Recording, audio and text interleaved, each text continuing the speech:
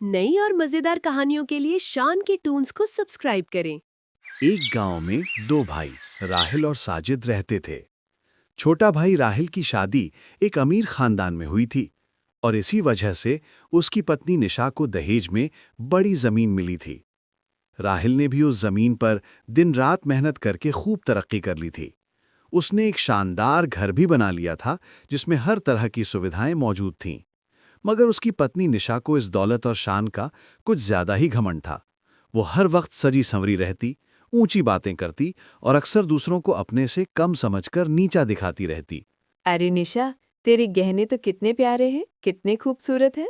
अरे भाई दूर रहो, ये बहुत नाजुक है, कहीं कुछ खराब ना हो जाए। और तुम्हें क्या पता, तुमने कभी ऐसे गहने देखे भी नहीं होंगे। हाँ, और देख भी कैसे सकते हो, तुम्हारे हालात भी ऐसे हैं कि मुश्किल से 2 चूड़ियां खरीद पाते हो। ऐसी चीजों तो हमारी जैसी नाज नखरे वाली महिलाओं के लिए ही होती हैं। साथ ही बड़ा भाई साजिद खेतों में मेहनत मजदूरी करता और बड़ी मुश्किल से अपने घर का खर्च चलाता था। उसका घर भी पुराना और कच्चा बना हुआ था। साजिद की पत्नी सीमा एक गरीब घराने से थी, बहुत सीधी साधी और खुशमिजाज। मगर सास का झुकाव ज्यादातर छोटे बेटे राहिल की तरफ ही रहता था। वो छोटी बहू निशा की हमेशा तारीफें करती रहती और बेचारी सीमा को रोज उसके गरीब होने के ताने तिश्ने सुनाती रहती थी। अरे सीमा, तुम्हारे मायके वालों में है ही क्या? अगर वो तुम्हें भी दहेज में कोई मोटी रकम या जमीन दे रहे थे तो आज तुम भी निशा की तरह ऐश कर रही होती। माँ जी, आप तो जानती ही है, मेरे मायके वाले निशा के घर वालों जितने अमीर नहीं है। उनका अपना गुजारा ही बड़ी मुश्किल से चलता है। मेरी शादी भी उन्होंने जैसे तैसे उधार लेकर की थी। लेकिन क्या करें, ऊपर वाला चाहेगा तो एक दिन हमारे भी अच्छे दिन आ ही जाएंगे। कुछ दिनों बाद छोटे भाई राहिल और निशा के इकलौते बेटे मुन्ना का जन्मदिन आने वाला था, जिसे बड़े धूमधाम से मनाया जाना था। पूरे घर में बस इसी खुशखबरी की चर्चा चल रही थी। अरे मैं तो अपने मुन्ना का जन्मदिन ऐसा मनाऊंगी कि पूरा गांव देखता रह जाएगा। देख लेना, पकवान हो या सजावट, हर चीज शान से और शानदार होगी। हाँ। हाँ, क्यों नहीं भाई। ऊपर वाले ने जो भी दिया है सब मुन्ना का तो है। तुम्हारे लिए जो जैसे दिल चाहे करना। अभी तो मैं जरा साजिद भाई के यहाँ जा रहा हूँ ताकि उन्हें मुन्ना की जन्मदिन की दावत दे सकूं। वैसे भी बड़े दिन हुए मुलाकात हुए। कहने को तो घर है, मगर ये जमीन के मामलात में ऐसा उलझा रहता हूँ कि मुलाकात ही नहीं हो पा रही है। अरे जी, आप उन्हें रहने क्यों नहीं देते? आपको अच्छे से पता है मेरे खानदान से आने वाले लोग अच्छे खा पीते घरानों के होते हैं। और सीमा भाभी, वो गरीब घराने की है। मुझे उन्हें अपनी जेठानी बताते हुए शर्म आती है। देखो निशा, मैं पहले ही तुम्हारी वजह से अपने गरीब भाई की कोई मदद नहीं कर पाता, लेकिन अपनी खुशी और गमी में मैं उन्हें नहीं भूल सकता। इसमें तुम्हें अच्छा लगे या बुरा, लेकिन मैं भाईजान को मुन्ना के जन्मदिन पर जरूर बुलाऊंगा। निशा को ये बात जरा अच्छी नहीं लगी। रात होते ही राहिल अपने भाई के घर गया और बहुत प्यार से मुन्ना के जन्मदिन पर आने की दावत दी। मेरे भाई, तुम आए, मुझे बहुत खुशी हुई। मगर कल मुझे चावल की फसल की कटाई करनी है और तुम जानते हो कि अगर इस वक्त पर नहीं काटी गई तो खराब हो जाएगी। इसलिए मैं शायद ना आ सकूं, मगर सीमा और गुड़िया जरूर आएंगी। अगले रोज सुबह से ही राहिल के घर के बाहर खाने की देगचे चढ़ गए। एक से एक खुश जायका पकवान की खुशबू गांव को महका रही थी। निशा के मायके वाले भी खूब सज धज कर आ रहे थे। सुन गुड़िया, दरवाजा अंदर से बंद कर ले। मैं जरा बराबर में तेरी चाची के यहाँ जा रही हूँ। हो सकता है कामों में मेरी जरूरत हो उसे। माँ मत जाओ, चाची वैसे भी कभी अच्छे से बात नहीं करती। हर वक्त पैसे पैसे का रोब झाड़ती हैं और हमें नीचा दिखाती हैं। नहीं बेटा, ऐसे नहीं बोलते, वो तुमसे बड़ी है। ये कहकर सीमा निशा के घर पहुंचती है। भाभी, आप यहाँ? अभी तो वक्त है तकरीब शुरू होने में, आप अभी क्यों आ गई? अरे निशा, मैं तो वैसे ही आई थी कि पूछ लूं, तुम्हें किसी काम में मेरी जरूरत तो नहीं है? अब भी ना भाभी, मैंने कौन सा किसी काम को हाथ लगाना है। इतने नौकर चाकर हैं काम करने के लिए, बस एक इशारा करती हूँ और जो करवाना होता है वो हो जाता है। मेरे नाजुक हाथ क्या झाड़ू पोछा और रसोई संभालने के लिए बने हैं। वैसे अच्छा हुआ आप आ गई। मुझे आपसे एक बात करनी थी। देखिए, बुरा मत मानिएगा, लेकिन आप तो जानती हैं आज मुन्ना का जन्मदिन है और मेरे मायके वाले भी दूर दूर से आ रहे हैं। वो सब अच्छे कपड़े और गहने पहन कर आएंगे और आप लोगों के पास ना तो अच्छा कपड़ा है, ना पहनने को कुछ खास। मुझे अच्छा नहीं लगता कि मेरे ससुराली किसी से कम लगे। फिर लोग बातें बनाते हैं। इसलिए मैं चाह रही थी कि तकरीब खत्म हो जाए तो बाद में आ जाए मुन्ना से मिलने। वैसे भी कौन सी इतनी बड़ी बात है। कोई बात नहीं निशा, हम फिर कभी आ जाएंगे। तुम मुन्ने को मेरी तरफ से बहुत सारा प्यार देना, उसके लिए मेरी ढेरों दुआएं हैं। वो ये कह तो आती है मगर घर पे आकर खूब रोती है।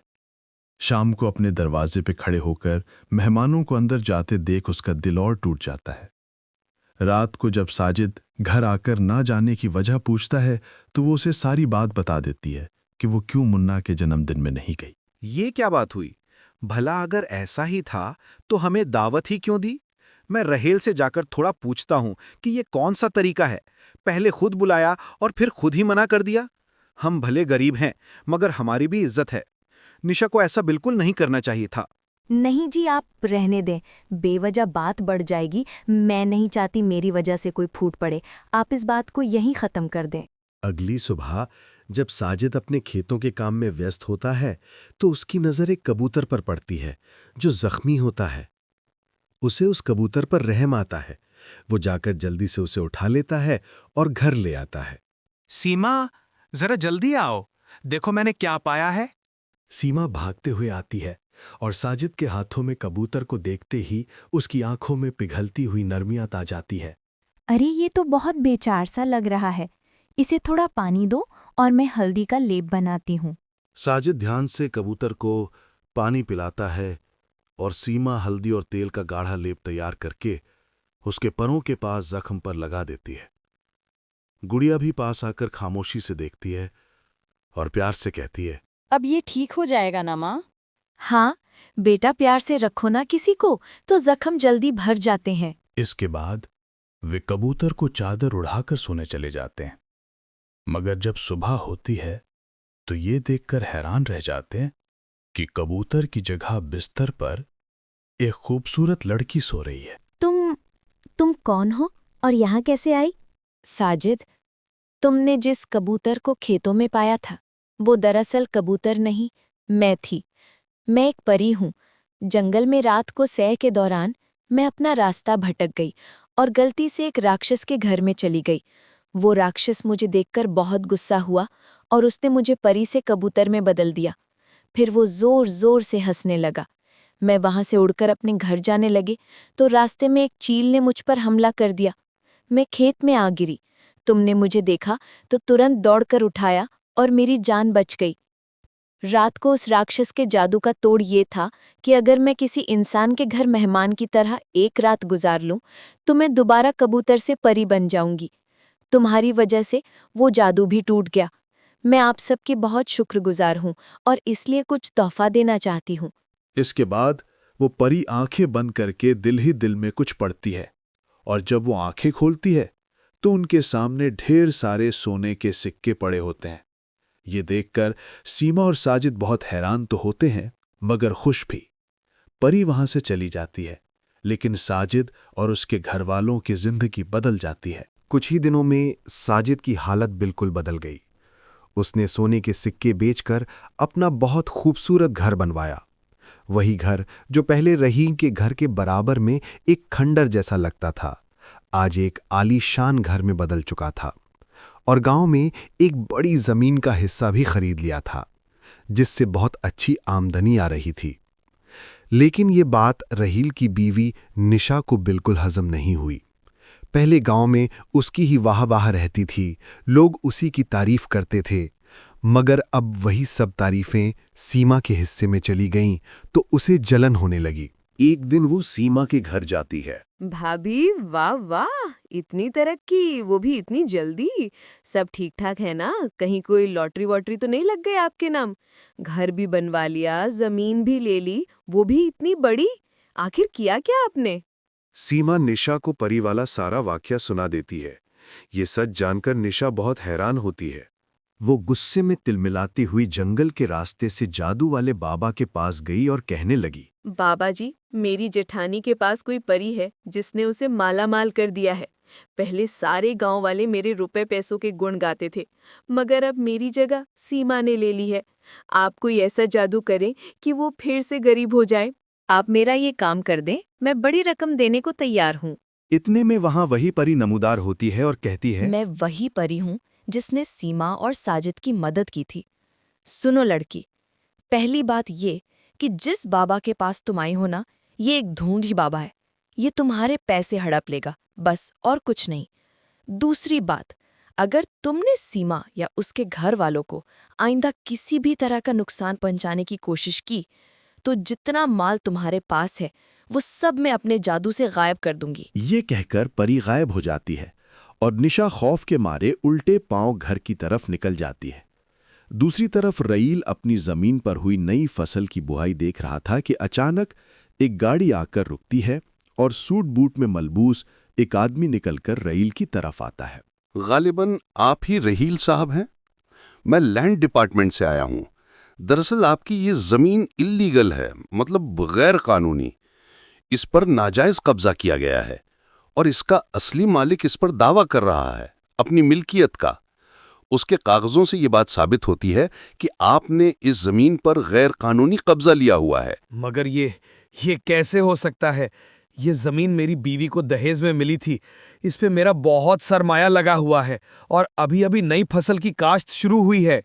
अगर ऐसा कुछ हुआ तो मेरा बहुत नुकसान हो जाएगा, सब खत्म हो जाएगा।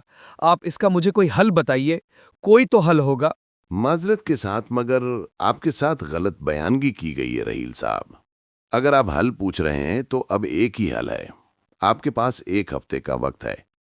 अगर आप इस दौरान असल मालिक को इसकी पूरी रकम अदा कर दें तो वो इससे दस्तबरदार हो जाएगा, लेकिन अगर आप ये रकम अदा ना कर सके तो आपको दस्तबरदार होना पड़ेगा। अब मैं चलता हूं। शाम को घर पहुंचकर भी रहील उसी परेशानी में बैठा सोच रहा होता है। निशा उसे परेशान देखकर वजह पूछती है तो वो उसे सारी बात बताता है कि जमीन का क्या मसला हुआ है। हाय, ये क्या हो गया? न जाने मेरे घर को किसी की नजर लग गई है। अब क्या होगा जी? क्या अगर जमीन दूसरे ने हथिया ली तो सारा ऐशो आराम चला जाएगा, सब थू थू करेंगे हम पर। और मुझे तो मालूम भी नहीं था कि ये जमीन तंजे की है। नई फसल की काश्त डाली है अभी। अगर पैसों का इंतजाम ना हुआ तो जो पैसा लगाई ही वो भी जाएगा और जमीन भी। इतनी बड़ी रकम है, मुझे समझ नहीं आ रहा कि इतनी जल्दी कहाँ से इंतजाम करूं। कल साजिद भाई के पास जाऊंगा, उनसे बात करके देखता हूं। मुझे यकीन है वो मेरी मदद जरूर करेंगे। सच कहूँ तो मुझे नहीं लगता भाई और भाभी हमारी कोई मदद करेंगे। हमने कौन सी उनके बुरे वक्त में उनकी कोई मदद की थी जो वो हमारी परेशानी सुनेंगे। और वैसे भी दौलत अच्छे अच्छों का दिमाग बदल देती है। मैं हमेशा से अपने भाई की मदद करना चाहता था, मगर तुम्हारे घमंड की वजह से हमेशा हाथ खींच लेता रहा। लेकिन देख लेना, भाई ऐसा नहीं करेंगे। पता नहीं देंगे भी या नहीं देंगे। जमीन के लिए इतनी बड़ी रकम है, क्या उनके पास इतनी रकम होगी? ऊपर से वो परी है, अब मैं कुछ भी नहीं कर सकते, नहीं तो वो मुझे ही नुकसान पहुंचाएगी। खैर, सुबह देखते हैं। अगले दिन सुबह रईल नाश्ते के बाद साजिद की तरफ निकलने की तैयारी करता है। सुनिए जी, मैं भी आपके साथ चलती हूँ। मैंने बन्नों को बुलाया है, मुन्ने को वो देख लेगी। बस अभी थोड़ी देर में आती होगी, फिर निकलते हैं। अच्छा चलो, मैं तुम्हारा इंतजार कर रहा हूँ, बाहर जल्दी आना। फिर वे दोनों सजिद के घर जाते हैं और रहील सारी बात अपने भाई को बताता है। इसी वजह से मैं बहुत परेशान हूँ। इतनी जल्दी इतनी बड़ी रकम का इंतजाम मेरे लिए बिल्कुल नामुमकिन है। जो भी बचत थी वो सब नई फसल पर लगा दी है। अगर अब जमीन चली गई तो हाथ में फूटी कौड़ी भी नहीं बचेगी। अगर आप मुझे जमीन की रकम दे दें तो मैं आपको बहुत जल्दी वापस चुका दूंगा। कैसी बातें करते हो रहील? तुम मेरे छोटे भाई हो, और भला ऐसा कैसे हो सकता है कि मैं तुम्हारी मदद ना करूं? तुम्हें बिल्कुल भी परेशान होने की जरूरत नहीं है। तुम्हें जितनी रकम चाहिए ले सकते हो और मुझे वापसी देने की भी जरूरत नहीं है। तुम्हारी तकलीफ है, बस तुम जल्द से जल्द अपनी जमीन का मामला हल करवाओ और पैसों की बिल्कुल फिक्र मत करो। आपका बहुत शुक्रिया भाई। मुझे पता था कि आप मुझे इस मुश्किल वक्त में अकेला नहीं छोड़ेंगे और मेरी मदद जरूर करेंगे। देखा निशा, मैं कह रहा था ना तुमसे। आप लोग मुझे माफ कर दें। मैंने अपनी दौलत के घमंड में आपका बहुत दिल दुखाया है और कभी आपके काम नहीं आई। मैं अपने रवैये और सोच पर बहुत शर्मिंदा हूँ।